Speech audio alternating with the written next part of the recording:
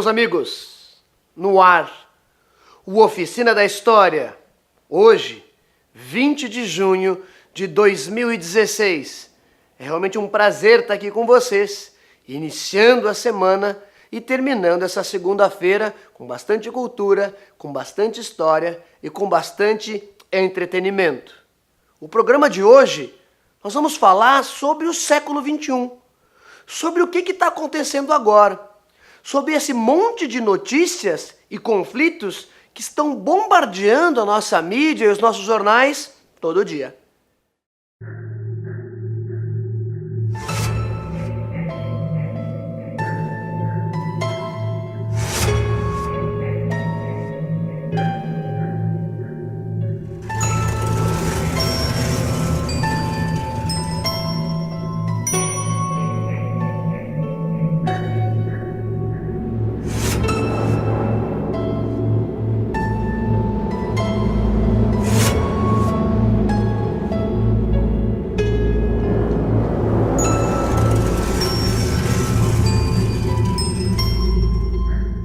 O atentado às Torres Gêmeas, ou o atentado de 11 de setembro, horrorizou o mundo naquela época. O atentado foi televisionado em tempo real, deixando um trágico saldo de quase 3 mil mortos. Outros 2 aviões também foram sequestrados. Um cai no Pentágono e o outro não atinge nenhum alvo, mas, no entanto, mata toda a sua tripulação e todos os seus passageiros. Inicialmente, os americanos acusam o grupo terrorista Al-Qaeda, sob a liderança de Osama Bin Laden. O engraçado é que naquela altura, o próprio Bin Laden faz uma declaração de que o seu grupo, Al-Qaeda, não tem nada a ver com esses atentados. Mas os americanos acabam por criar e achar novas evidências que levam, então, a Osama Bin Laden à autoria desses atentados. Inicia uma resposta rápida chamada Operação Liberdade Duradoura, que a gente conheceu como a Guerra do Afeganistão. Eles vão invadir o Afeganistão porque supostamente aquele país abrigava então Osama Bin Laden, que, misteriosamente, não foi encontrado. Os americanos controlam aquela região politicamente, derrubam o atual governo em pouquíssimo tempo. E entre 2013 e 2004 já inicia um processo de retirada lenta das tropas e a transição para um novo governo. O ano de 2003 vai assistir um novo capítulo, um novo episódio desse trágico século XXI, que vai ser a Segunda Guerra do Golfo, quando Estados Unidos e Inglaterra invadem o Iraque para depor o governo ditatorial de Saddam Hussein, que supostamente estariam construindo armas de destruição em massa, armas nucleares. Ironicamente, essas armas de destruição em massa nunca foram encontradas. A própria ONU e o seu Conselho de Segurança não aprovaram esse ataque. Ou seja, Estados Unidos e Inglaterra vão invadir o Iraque sem a autorização da ONU. E o mundo fica então com uma dúvida. Qual é a função da ONU naquele contexto? Os americanos vão ficar no Iraque de 2003 a 2011. Milhares de soldados americanos vão morrer na chamada Guerra ao Terror. E a população americana e a grande mídia internacional passam a cobrar uma resposta dos Estados Unidos. Ora, bilhões e bilhões em armas, centenas de milhares de vidas. E a Guerra ao Terror vai acabar quando? No ano de 2006, Saddam Hussein é encontrado e é executado. E Bin Laden, no ano de 2011, é encontrado escondido no Paquistão e também ele é executado pelo exército americano.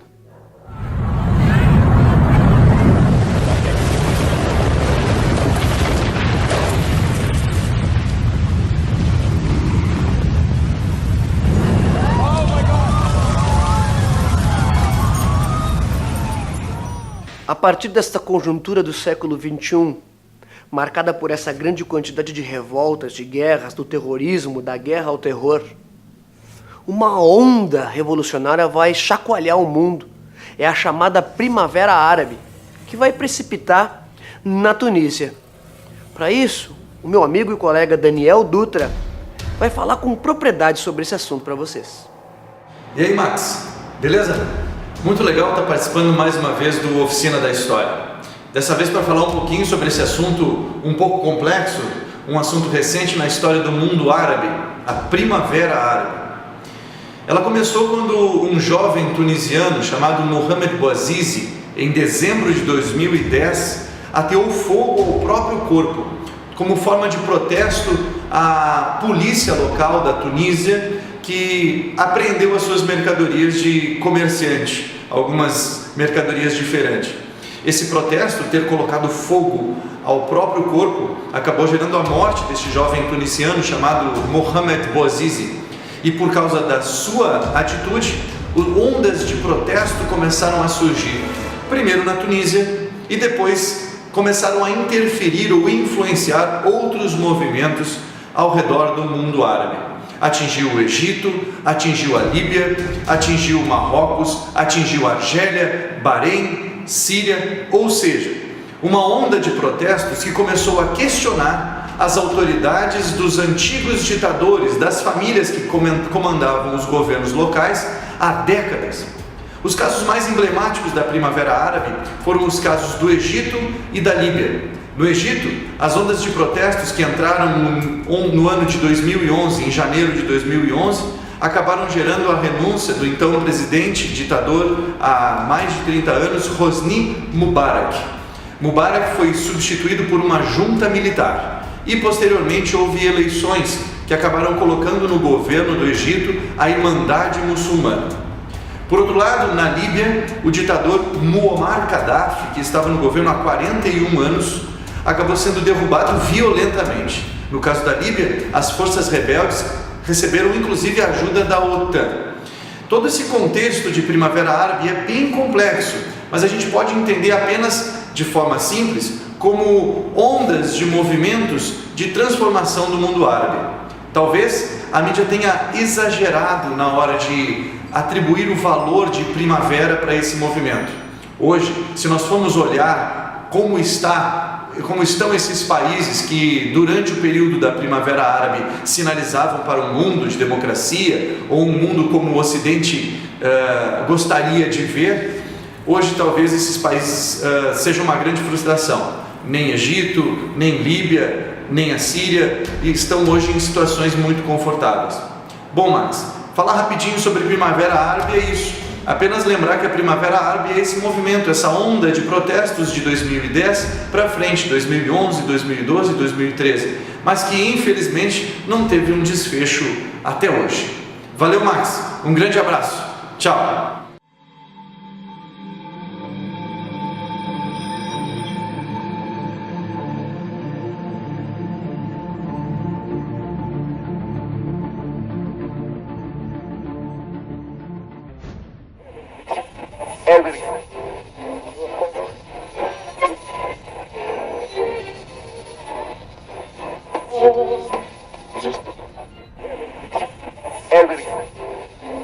Hoje na história. Em 20 de junho de 1789, os deputados do Terceiro Estado francês realizam o juramento do jogo da Pelá. Esse seria um dos eventos que marcariam o início da Grande Revolução Francesa, que por sua vez vai durar 10 anos, acabando com o golpe de Napoleão Bonaparte, o 18 Brumário, em 1799. Em 20 de junho de 1963, a expressão o telefone vermelho ou hotline ficou conhecida. Isso acontece após a crise dos mísseis entre Cuba e Estados Unidos, como intermédio da então União Soviética. Esse telefone vermelho seria uma linha direta entre Estados Unidos e União Soviética no âmbito da Guerra Fria. Em 20 de junho de 1971, estreia no México o programa El Chavo del Ocho, que no Brasil vai se popularizar como o programa Chaves e o Chapolin Colorado.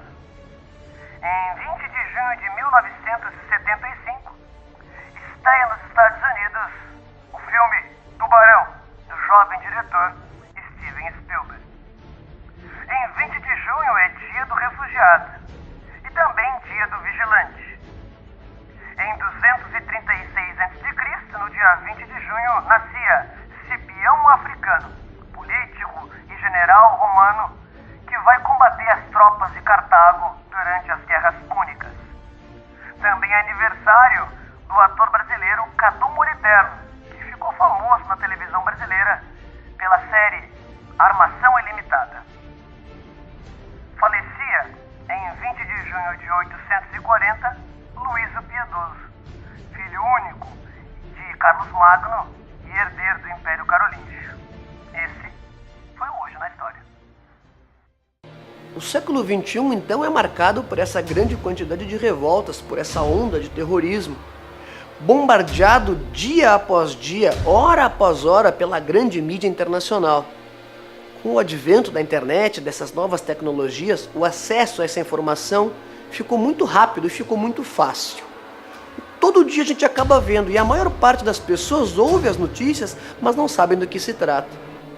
Uma notícia que está longe de ser esgotada é a chamada questão da Síria. Com isso, eu convido o meu colega, o professor Segundo de Oliveira, que vai falar sobre a questão da Síria. Vai aí, Segundo. Olá, professor Max, tudo bem? Ao pessoal da Oficina da História, o nosso tema hoje será a Guerra Civil na Síria. Primeira coisa a ressaltar é que essa Guerra Civil é decorrente da Primavera Árabe.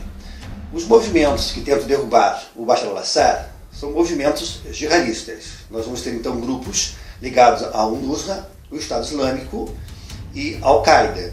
E esses grupos querem a destituição do Bashar al-Assad, estão a serviço das grandes potências, no caso da Europa, a Inglaterra e a França, e na América do Norte, então, os Estados Unidos. Esses grupos vão tentar inviabilizar esse governo através de um processo bem violento, né? Marcado principalmente pelo Estado Islâmico. No lado do Bashar al-Assad, eu tenho um apoio internacional da China, da Rússia e do Irã, e também do Hezbollah no sul do Líbano, visto que o Hezbollah é xiita. Essa guerra se intensifica a tal ponto que estimava-se que esse governo iria ser logo derrubado. Mas o que acontece é que em 2015, a Rússia, a convite do governo do Bashar al-Assad e pela aprovação da resolução da ONU, intervém na guerra da Síria, conseguindo, com seu exército, empurrar esses rebeldes, entre aspas, para as fronteiras da Síria com o Iraque. A partir do momento que a Rússia entra na guerra na Síria, nós vamos ter um cenário muito parecido com a Guerra Fria, já que, por um lado, esses rebeldes são financiados pelos Estados Unidos, do outro lado, o governo do Bashar al-Assad é apoiado pela Rússia. Qual a estratégia da Rússia? É garantir uma saída para águas quentes, já que a Rússia tem duas bases navais na Síria, Tartus e Latáquia. Então, esse cenário é muito parecido com a Guerra Fria. A Rússia, então, consegue derrotar, num primeiro momento, esses exércitos rebeldes, então, como eu falei, expulsando para a fronteira, dando a possibilidade de reorganização do exército da Síria, construir então novas bases avançando sobre a fronteira com o Iraque. Isso ocorre de 2015 a 2016. Então, em março de 2016, a Rússia se retira da guerra da Síria e, a partir daí, o governo do Bashar al-Assad consegue, então, firmar suas bases militares, ganhando apoio popular e expulsando, principalmente, o Estado Islâmico do seu território. Essa guerra tem uma proporção bastante grande, já que nós vamos ter uma média de quase 550 mil pessoas mortas. Além de pessoas mortas, vamos ter um deslocamento populacional muito grande, que são chamados refugiados de guerra. Esses refugiados, que não só sairão da Síria, mas também como do Afeganistão, como do Iraque, se deslocam para a Europa. A Síria, então, tenta agora se recuperar desse embate muito forte, né, e recebe o apoio, então, também da China, cujo interesse da China é propagar o seu movimento econômico para o Oriente Médio. Lembrando que aí é decorrente também da formação dos blocos econômicos, e já que a Rússia e a China querem então uma hegemonia sobre a Eurásia, o que viria então a confrontar com os interesses da União Europeia, liderada pela Alemanha, e no caso dos Estados Unidos, o NAFTA. Lembrando que esse mundo é dividido em blocos econômicos. Ok? Então a Síria ela vai ser muito importante, por quê? Porque a Síria tem a ligação direta com o Irã, já que outros países como a Turquia, por exemplo, a Arábia Saudita, são pró-Estados Unidos. O Afeganistão estava até pouco tempo atrás sob influência militar direta dos Estados Unidos. Logo, a Síria seria a única ligação do Irã. É claro que o Irã, em 2015, vai reaver as relações diplomáticas com os Estados Unidos, cujo objetivo dos Estados Unidos é que o Irã xiita possa então auxiliar o Iraque xiita na derrocada do Estado Islâmico dentro, não só da Síria, mas também dentro do próprio Iraque. É claro que a geopolítica é bastante confusa nesse momento na Síria, mas é importante ressaltar que a Síria consegue, com o apoio da Rússia, um grande avanço sobre seus inimigos. Então, essa guerra ainda terá algumas proporções assim que não podemos ainda constatar o que virá a ser, principalmente porque vencendo a Síria contra esses grupos terroristas, a pergunta que se faz é para onde esses grupos terroristas irão, já que possuem armas, treinamento militar e muito dinheiro. Fica aí uma grande questão, ok? Um abraço e até a próxima aula. Tá então o professor Segundo trazendo luz sobre essa questão da Síria, que muita gente acaba por desconhecer, ouve notícia, mas não sabe do que se trata. Mais recente, o mundo ficou escandalizado, inclusive com o medo de uma nova guerra de proporções mundiais, que foi a questão da Rússia, junto no contexto da Ucrânia. A minha colega e mestre, Larli Piccoli, vai falar sobre esse assunto com propriedade. Vai daí, Larli. Oi, Max! Oi, pessoal que acompanha o programa Oficina da História. Bom, antes de mais nada, em primeiro lugar, eu quero parabenizar o Max pela iniciativa e agradecer, então, pela oportunidade de conversar com vocês um pouquinho a respeito de uma grande crise que assola o século XXI, que é a crise da Ucrânia. Bom, para otimizar e não perder aspectos importantes que tangenciam a situação, eu vou elucidar o tema explorando dois momentos importantes sobre a crise: a situação doméstica e o contexto internacional no qual a Ucrânia está inserida. E nós veremos que a situação doméstica, que levou à crise e posteriormente ao conflito, ela é amplamente influenciada pelo contexto internacional que cerca o país. Voltando lá na independência da Ucrânia, então ali na década de 90, a política externa desse país sempre operou de uma maneira dual, ou seja, por um lado negociava com a Rússia e por outro lado mantinha também estreitas negociações e mantinha em perspectiva o relacionamento com os países do Ocidente. O presidente Viktor Yanukovych, que foi eleito democraticamente em 2010, ele adotou o mesmo padrão de comportamento nas relações exteriores do país. E ao longo do seu governo, ele negociou tanto com os russos quanto com os europeus. No entanto, a gente tem que trazer à tona a questão de um projeto de integração para a região, tá? Ou seja, os europeus tinham um projeto chamado Parceria do Oriente, tem esse projeto chamado Parceria do Oriente, que é uma iniciativa para integrar as antigas repúblicas soviéticas ao escopo do bloco europeu.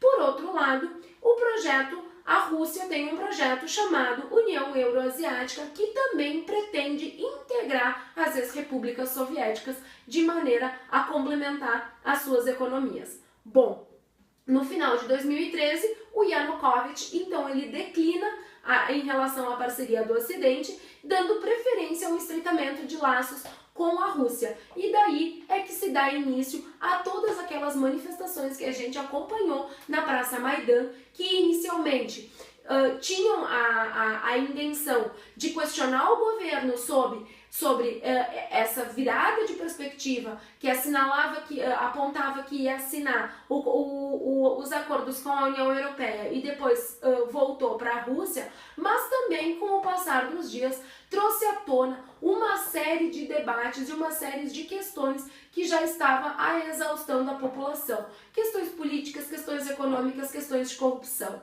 Bom, o que a gente viu então foi uma escalada da violência dessas manifestações na Praça Maidan, e essas manifestações tão pacíficas, elas rumaram para um cenário de conflito e que acabaram culminando com a morte de alguns ativistas, de alguns manifestantes.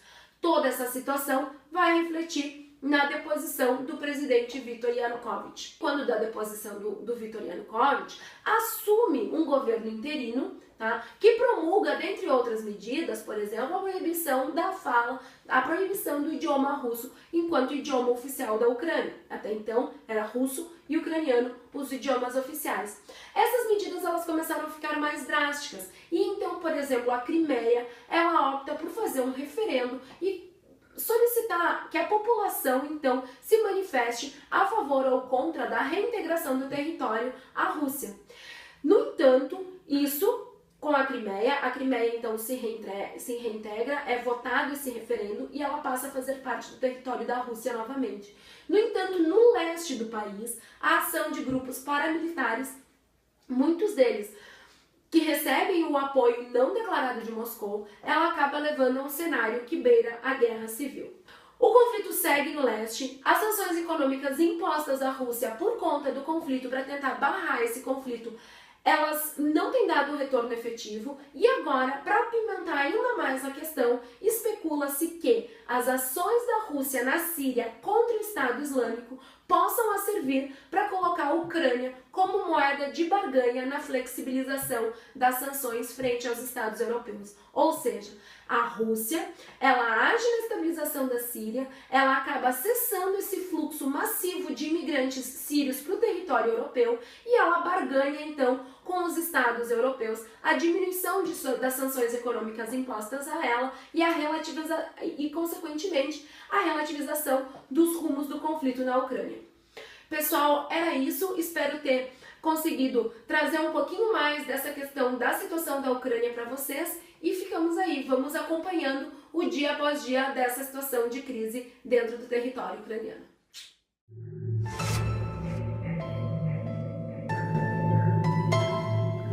O atentado às Torres Gêmeas em 11 de setembro de 2001 deixou um trágico legado de 2.996 mortes, sendo pessoas de 115 nacionalidades diferentes, e 80% das vítimas eram homens. O evento foi tão catastrófico que os bombeiros americanos demoraram quase 100 dias para extinguir todos os focos de incêndio no local da tragédia. E um dos heróis desconhecidos desse período tão trágico da nossa história recente foi um labrador chamado Roselle, que conduziu seu dono Michael Hutchinson 70 andares abaixo e levou à casa de um amigo com segurança. Como a gente pôde perceber, esse jovem século XXI, ele já começa com uma grande quantidade de revoltas, de guerras e de transformações, dessas zonas de conflito que vão acabar gerando um grande fluxo de refugiados, um grande número de refugiados que vão acabar por abandonar suas famílias. Para falar sobre esse assunto com mais propriedade, eu convido a minha amiga Juliana. Vai daí, Juli. Olá, Max, tudo bem? Muito obrigada pelo convite para participar do teu programa. Então, migrar sempre fez parte da história da humanidade. Acho até que está no nosso DNA. Mas falando dos fluxos migratórios internacionais contemporâneos, nós não podemos deixar de mencionar a questão das diferenças econômicas que existem entre os países na atualidade.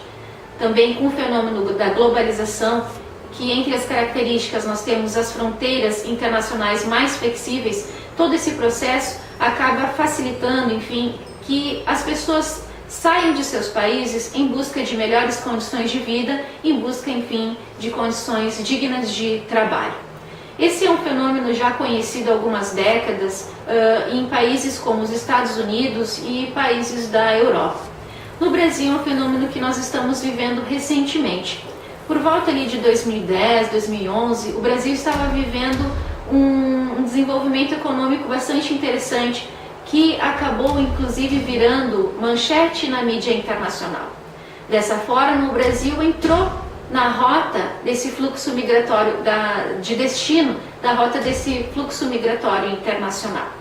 Nós temos um fenômeno de entrada de milhares de imigrantes haitianos no Brasil também, devido a um acordo assinado entre o Brasil e o Haiti por questões humanitárias, devido ao terremoto que aconteceu naquele país em 2010. Então nós temos a chegada desses imigrantes haitianos no Brasil com o visto de refúgio.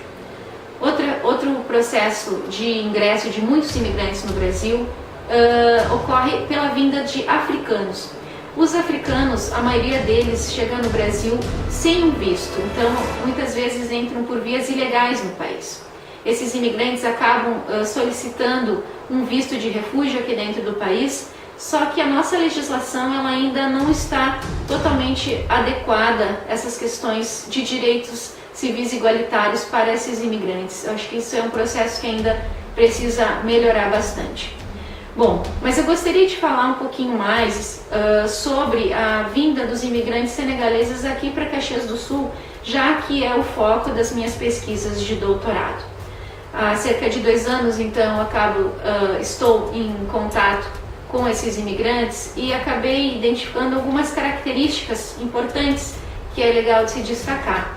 Que sim, esses imigrantes eles vêm para cá a trabalho, eles são imigrantes jovens, principalmente do sexo masculino, a maioria deles com qualificação profissional bastante interessante, inclusive muitos deles com ensino superior.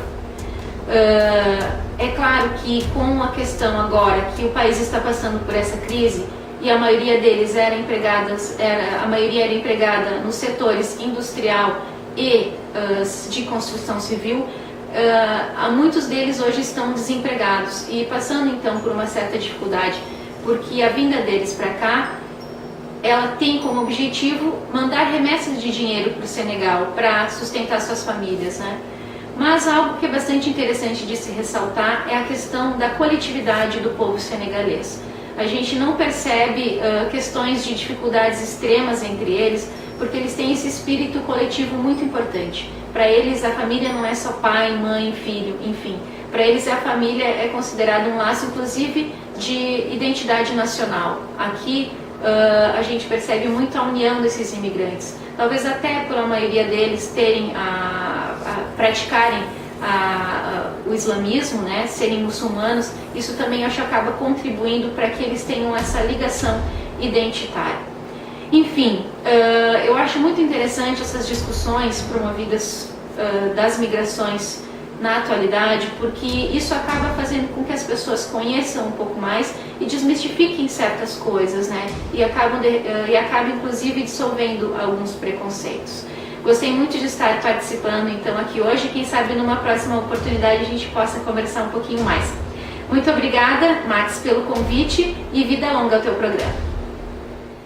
Tá aí a fala da minha colega Juliana para deixar um pouco mais claro para a gente os motivos, as causas que levaram a essa onda migratória que toma conta do mundo inteiro. Não é um caso específico da Ásia, da África, da Europa ou aqui da nossa região sul e mais propriamente dito da nossa cidade. É só a gente ser um pouco humano para tentar entender que uma pessoa ou uma família não vai simplesmente abandonar o seu país sem uma grande necessidade ou sem um grande motivo, abandonar a sua família, os seus sonhos, tudo que chegou a construir, simplesmente para tentar uma vida nova. Tem toda uma questão por trás que é dura e que a maior parte das pessoas ignora. A gente tem que lembrar um pouco do nosso filósofo Aristóteles e assumir a nossa parcela de ignorância, pois só assim a gente está disposto a aprender uma coisa nova. O verdadeiro sábio é aquele que assume que não sabe tudo. É aquele que está de peito aberto, despido de preconceitos, disposto ao novo, disposto a aprender uma coisa nova. O programa de hoje, eu espero que tenha dado conta desse recado.